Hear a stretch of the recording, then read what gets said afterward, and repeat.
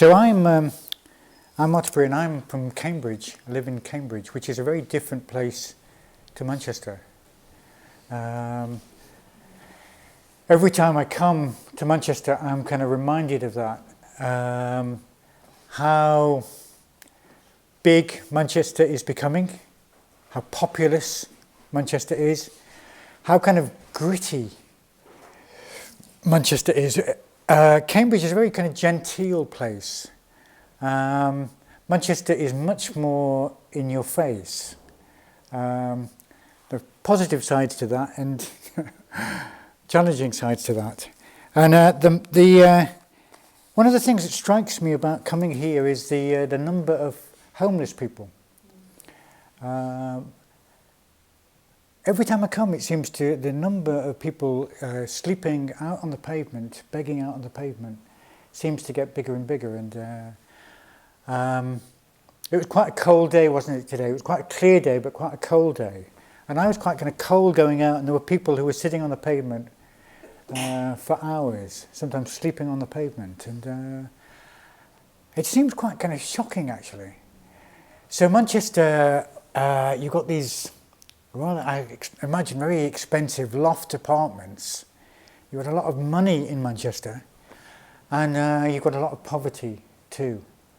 And there are people who beg in Cambridge, but it's quite a shock to see so many people out on the street, sleeping out on the street in Manchester. Good to be back in Manchester, good to be back at the MBC, staying in the men's community, the new community above the centre.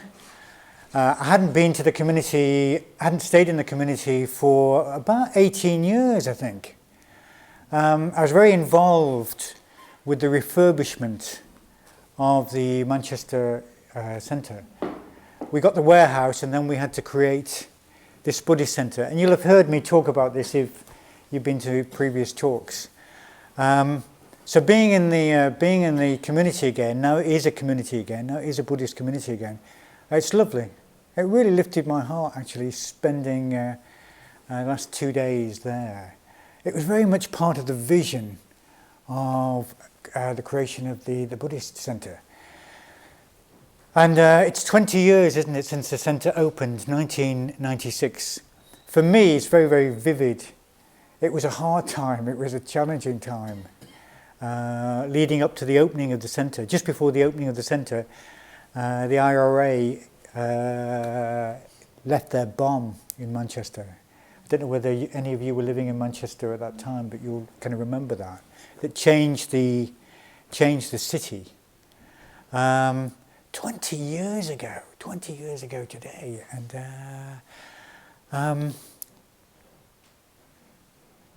I was mentioning this to Saul, and Saul wasn't even born 20 years ago. It seems kind of incredible.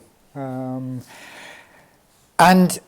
20 years ago, it makes me reflect on the centre. We opened the centre. We put a lot of hard work into the Buddhist centre. Blood went into the mortar here. That isn't just a metaphor. I mean, literally, blood went into the plaster here. And why did we do it? I asked myself that question quite a lot in those days. 4 o'clock in the morning, I'd wake up and I'd think, why are we doing this? Why have we moved from Chiltern? And it got me thinking again, why are we doing this? What is the purpose of having a Buddhist centre? Is the purpose of having a Buddhist centre to teach meditation? Is that what we're about? Are we a kind of adult education centre? Or are we an information centre? Are we passing on to the good people of Manchester some of the mysteries of the East? Are we introducing the people of Manchester to the Buddha, to the teachings of Buddhism? Are we teaching mindfulness? Is that our purpose here? So what is our purpose? And are we meeting that purpose? So I'm just going to leave that hanging in the air for a few moments. I'm leaving that hanging in the air. And I'm going to talk about something completely different. And I will come back to that question. What are we doing here? What is our purpose here? I want to talk about something I watched on BBC iPlayer a few weeks ago. And I'd seen, the little box. Sometimes at the programmes you've got a little box and a little picture, haven't you? And it was called The Age of Loneliness. And there was an old person in the little box. And I thought, oh, well, that must be a documentary about loneliness in old age. And I didn't look at it. I didn't kind of open the programme until some time later. And I watched the documentary, and the documentary wasn't just about loneliness in old age. It covered all ages, all backgrounds, all types of life in a way. The youngest person in the documentary, I think, was 18, and the oldest was 100. A 100-year-old kind of lady. And you can still watch this. I watched some of it last night. It's still on the site.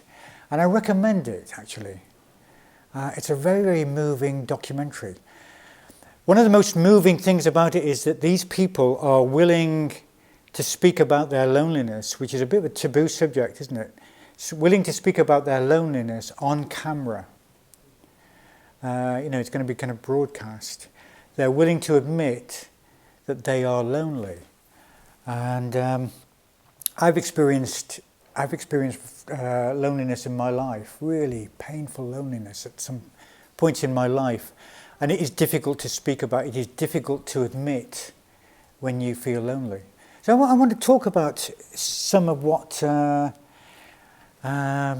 of the people in that documentary, some of the kind of moving people. They were not sad or kind of pathetic people. They were people like us. They were people like me, people like you.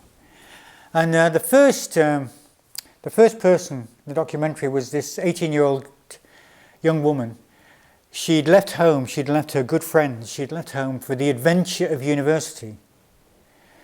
Her friends were really excited, that she was going to do this. She was going to start this new era in her life. So she went off to university full of kind of hope. She was going to make new friends. And it wasn't like that. She found it really, really difficult to make friends. And she kept in touch. She said she kept in touch with her friends through Facebook and other social media. And on Facebook, you don't put that you are lonely. You don't put that you haven't been out for 2 days. You put the kind of the high points in your life, don't you? I believe I'm not a member of Facebook, but I imagine it's like this. You put the things that you've been doing which are fun, and so she in a way put things on Facebook. She wasn't telling the kind of true story of that, and it was difficult to kind of watch in a way. Her talking about her isolation and her loneliness, and how her bedroom was both a refuge and a prison. So for 2 or 3 days sometimes she didn't leave her bedroom. This young woman, and very courageous of her to talk about that.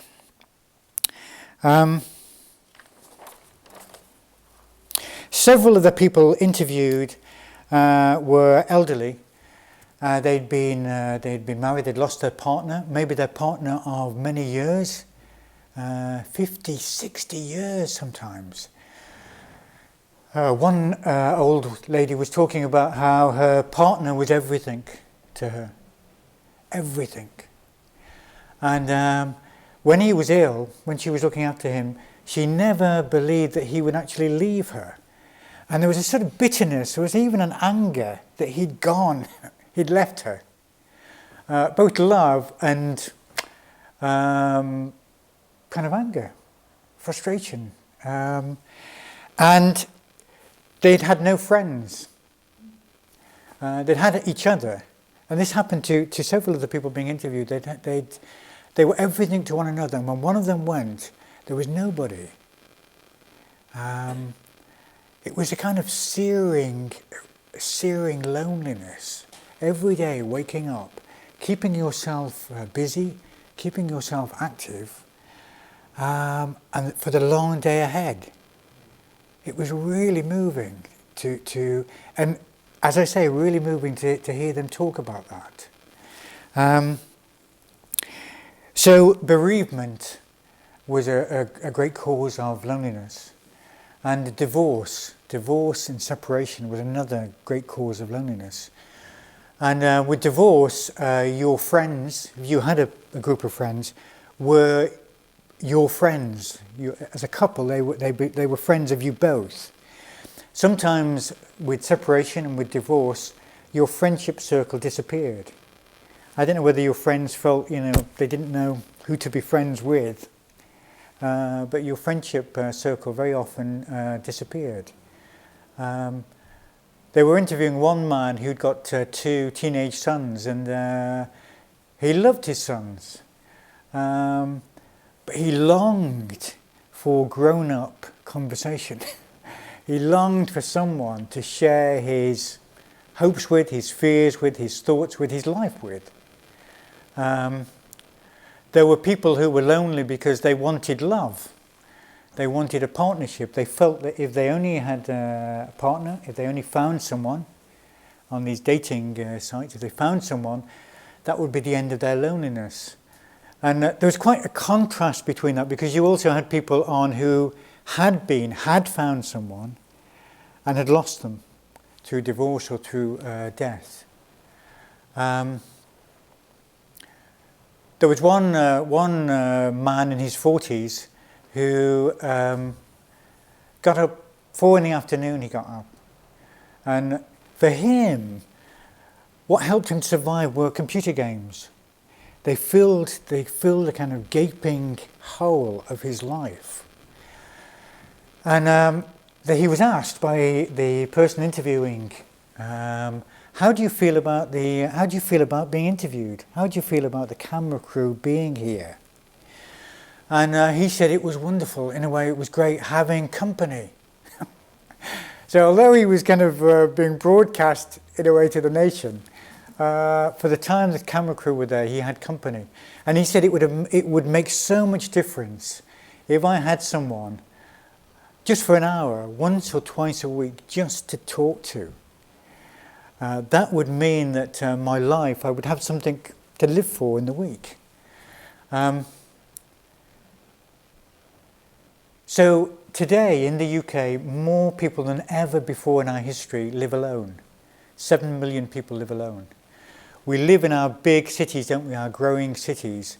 We live on top of one another in our cities, and there is an epidemic, they say, of loneliness and depression. Those two things feeding one another.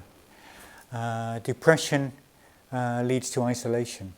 Loneliness leads to depression. And it gave me a lot of food for thought, the program. As I say, it was deeply, deeply touching. People allowing you into this painful experience of their lives. And it reminded me of an experience in my own life. For a long time when I was a child, I wanted to be a priest. I wanted to be a Catholic priest. From the age of 7, I was brought up in an Irish Catholic family. I wanted to lead a spiritual life from the age of 7. And badgering my parents, they eventually let me go to a seminary when I was 15 to train for the priesthood. And within a few months, I lost my faith. It all kind of unraveled. It was such a painful time in my life. My whole trajectory in life, my whole purpose of life sort of disappeared. I didn't know what I was going to do. I didn't know what I was going to do with my life. So I came home. My parents, while I was at the seminary, had separated. And I was looking after my 2 sisters. My mother left my sisters with my father. It's a long story, I won't go into here, but a long and painful story. And my father I went into a college of further education to do my O-levels. And this was what year would have this been? The 70s. So it was long hair and Afghan coats, yeah? So imagine that. You've probably seen it on television if you weren't there. And I went to this college and I'd got short back inside, so I was at a seminary. I was so square. And I started mid-term. And so I was introduced to this class of students who had all connected, who'd all bonded. And I was alone. And when we went for coffee, I sat on my own. When I went for lunch, I had lunch on my own. Oh, it was a really painful time for me. And it was a little bit in the canteen, in the refectory, as if there was this big sign saying, he's on his own, you know. And sometimes people would approach me, but I didn't want pity either. I didn't want sympathy, but I longed for connection. I also, I suppose, pushed people away. It was a very, very painful time. So what I did, a strategy for coping with this, I stopped going in. So every day I would say to my father, I'm going into college. I'd get the bus in and with my sandwiches, and I wouldn't go to college. I'd hang around the town all day, the library all day, trying to avoid anybody from the college. And then I'd get the bus home, in the evening. My dad would say, how was college? And I would say, it was fine, yeah, it was fine. And it went on like this, day after day, week after week. The weekends were fine. They were kind of normal times, and then the week would start again. And I loved my dad. And together we were kind of raising my sisters. And I felt it really, really important to be honest with him. But I couldn't be honest. I couldn't admit how isolated and lonely I felt at college. And the more I didn't go in, the more I didn't tell him what was going on with me, the lonelier and more isolated I felt. And there was a time during that where I considered actually ending my life. Now when I think about it, the tragedy that would have been, you know. And I thought if I hang on to the next term, things might be different. And so this was a few months away. There was a dangerous time because my dad was giving me my money for my bus fare. My contract, my student kind of contract hadn't come through. Anyway, he said, why hadn't your contract come through? So he rang the college and he left a message, and then he got a letter one day saying the reason why I hadn't got a contract was I hadn't been in college for several weeks. So when I came home from college, I was presented with this, and I said, there must be some mix-up. You've seen me going into college every day. And I can't tell you how awful a period that was for me. I couldn't talk to anybody about it. I felt more and more kind of isolated, more and more lonely, more paranoia, almost. Anyway, the new year started, a new influx of students, and I joined again as a new student. I joined and started again. And I made friends. I made friends, but I've never forgotten that.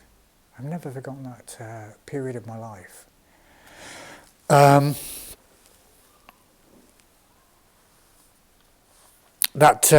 How depressing, how lonely that was. And I was, how old was I at this point? I was 16, and I couldn't talk to anybody about it. I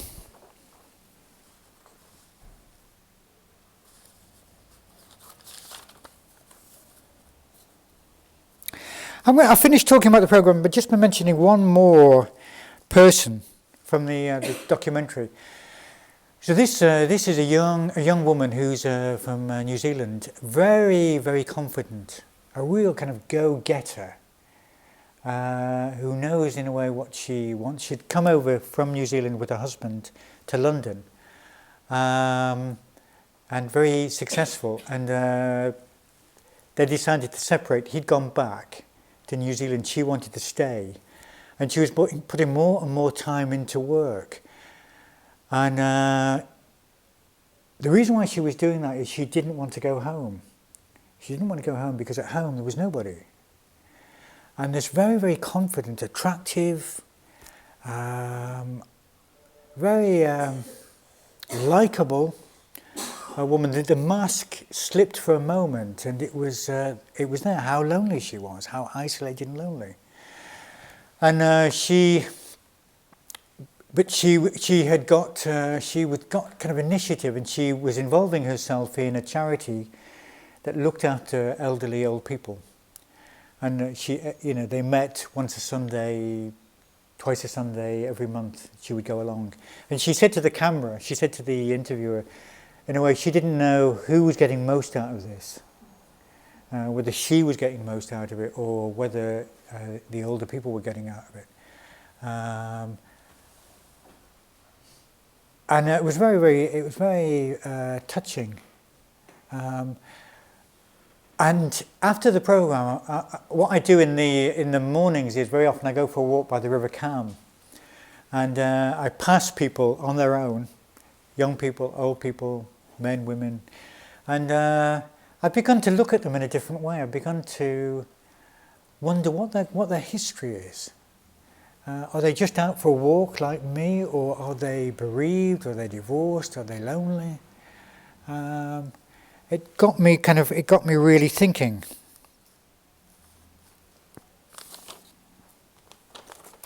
For the young, the loneliness may just be circumstantial. When circumstances change, they may make friends. Like the young woman at university who eventually did make friends. But they too, like the middle-aged, they too, like the elderly, may not. They may be caught in a cycle of increasing loneliness. We're social creatures, aren't we, as human beings? We thrive with companionship. We thrive in friendship. And we can thrive also sometimes living a solitary life, but a solitary life of choice. When aloneness is not a choice, when it's something that is imposed or seemingly imposed upon us, it can be really searing. And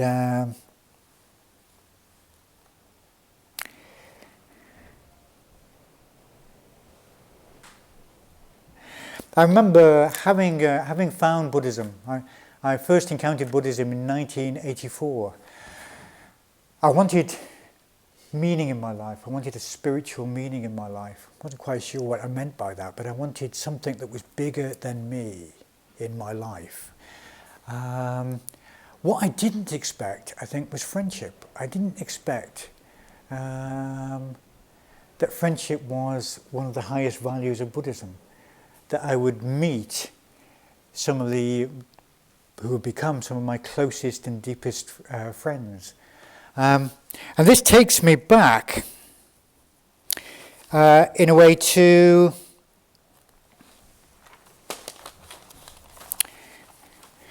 my question at the beginning. What is the Buddhist Center about? Is it to inform people about Buddhism? Is it to teach them a meditation technique? To introduce them to mindfulness? What is our purpose? What is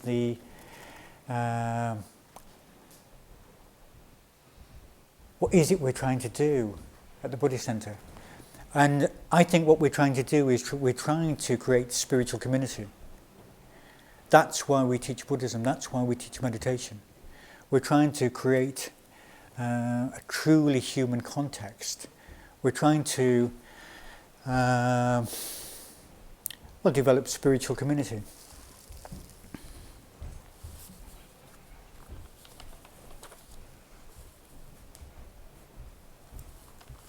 I think to be truly human, you need meaning in your life, and you need a meaning that is bigger than you. Being able to respond to a truth that is bigger than your truth.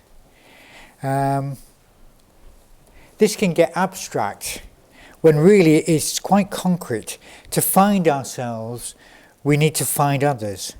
We need to positively move towards others. We need to kind of self-forget. And in that self-forgetting, we awaken to the reality of others. That there are others. The key, I think, is selflessness. Being unselfish, being interested in others. So when we teach meditation here at the centre, when we lead a meditation course here at the centre, I think what is really important is that people are introduced to the possibility of something wider, something deeper. They're introduced to the possibility of living a kind of new life, not just going away with a meditation technique, not just going away with some information about Buddhism.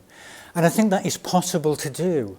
I think it's possible to come on a meditation course and think at the end of the 6 weeks, you've got it, you just go away and you do it. We live not just in an age of increasing kind of isolation and loneliness, but we live in an age of growing kind of individualism, where society is much less cohesive. People are much less connected. That isn't that machine, isn't it? So I imagine, I hope that this is what we're doing in our Buddhist centres, our Triratna Buddhist centres. We are offering that. We are offering kind of a human community. We're offering spiritual community. We're offering something. You take a step into the Buddhist centre, you don't know where that might lead.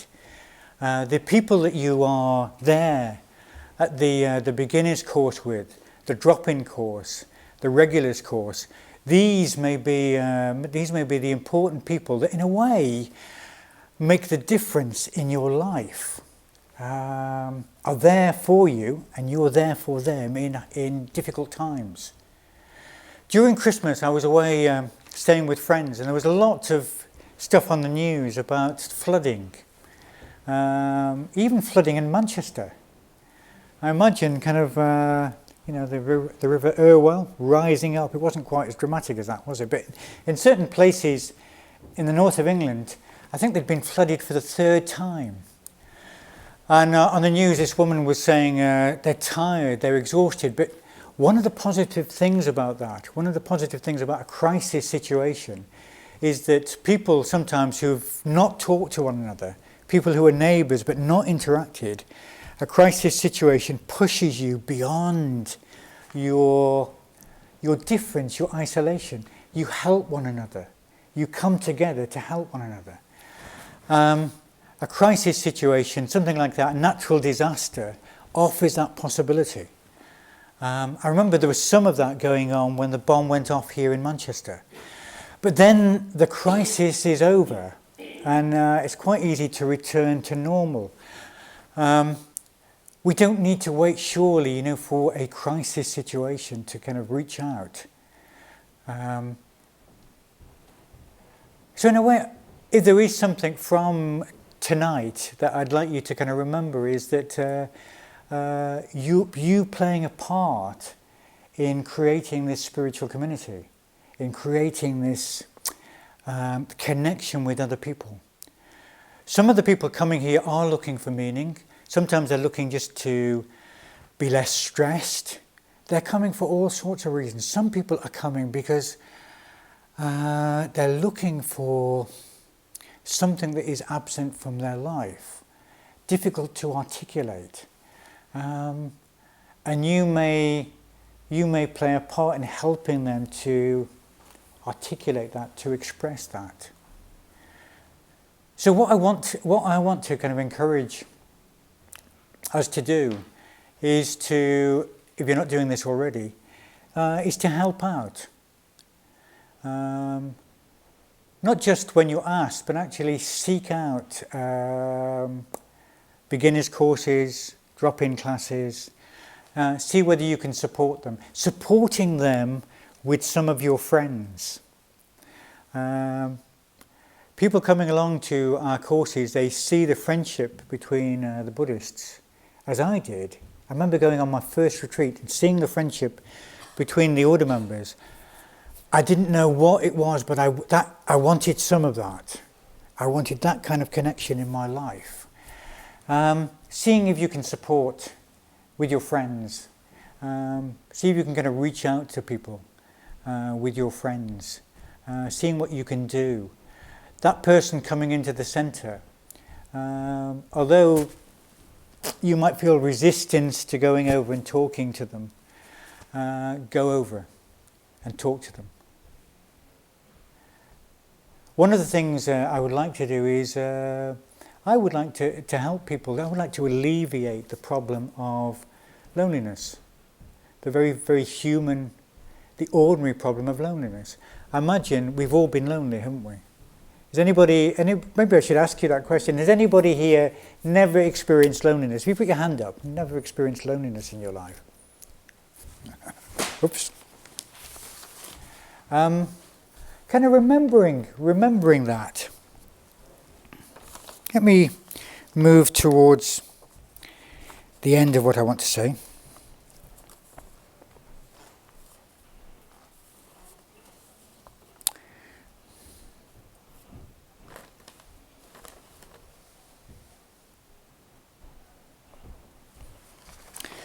So first, we need to do what we can, I think, to reach out to people, to befriend people. You might even be saving somebody's life. I remember there was a young man I worked with at Windhorse in Cambridge. Not a Buddhist. He'd come through the job centre. He'd wanted some casual work and come through the job centre, and. He's quite a lonely, isolated young man, and very, very hard to reach. Quite well defended in a way, quite hard to reach, but in real need of being reached. But unfortunately, actually, in the end, he took his life. And afterwards we thought, well, what could we have done? What more could we have done? But it was hard, it's difficult. There's no kind of easy answer to that. He kept people at bay. And I think for the time he was working with us, I like to think that was a time, that was a brighter kind of moment in his life. So the deeper our friendships, the deeper our Sangha will be, the more open we will be, the more open we must be to the world. Bhante Sangharakshita has said that Buddhism is spiritual community. When he opened the centre 20 years ago, I was here for the opening of that. And he said we have a beautiful centre, but we mustn't stay within it. We must go out, we must reach out to the people in Manchester. We must both reach out to them by going out, and we must reach out to them when they come in to the Buddhist centre. To do that, you need to deepen your spiritual practice. You need to deepen and deepen your connection with the Dharma and with one another. Now, we can talk about Sangha in an abstract way, but Sangha is made up of individual spiritual friendships. Look to your friendships, deepen your friendships. May your friendships thrive, do things together. And I would say, I'm not supposed to say this kind of thing, but I would say that you need to deepen and deepen your Dharma lives. You need to move closer and closer to the order. You need to enter the order. You need to join the spiritual community. You need to decisively commit yourself to the spiritual community. And once in the spiritual community, you need to keep committing yourself, keep deepening your practice. So first of all, we're trying to solve the problem of loneliness and isolation. That is underpinned by something deeper. That is underpinned by our egos, our self-clinging. We need to get to the root delusion that keeps us isolated, keeps us apart from one another, stops us seeing the profound connection between us as human beings. And then we will create real Sangha in Manchester. The more I come to Manchester, the more I see what a challenge you've got here. Here you are in this gritty old kind of Victorian city, life out there, and it's quite a challenge, it's quite a kind of buzz too. Do what you can, create a deeper and deeper spiritual community. And there's a Jewish saying, I'm not from a Jewish background, but we've just had a synagogue built next to us, next to our community in Cambridge. And I remember being told this Jewish saying, and it's, if you save one person's life, you save the whole of humanity. And if you take one person's life, you take the whole of humanity. So if you reach out, if you make a difference to one person's life, one person that comes to the centre, you've done a tremendous thing.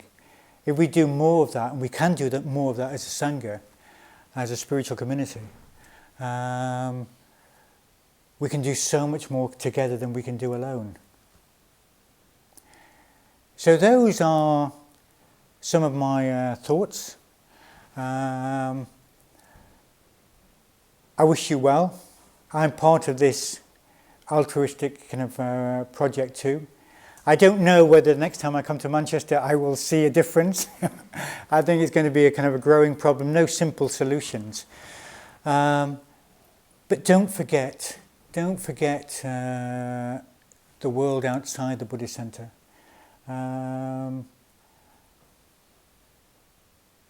Don't forget to kind of bring them into your meditation. Don't forget to actually do what you can in any way you can to help with the problem of suffering in the world. I'll leave it there. Thank you.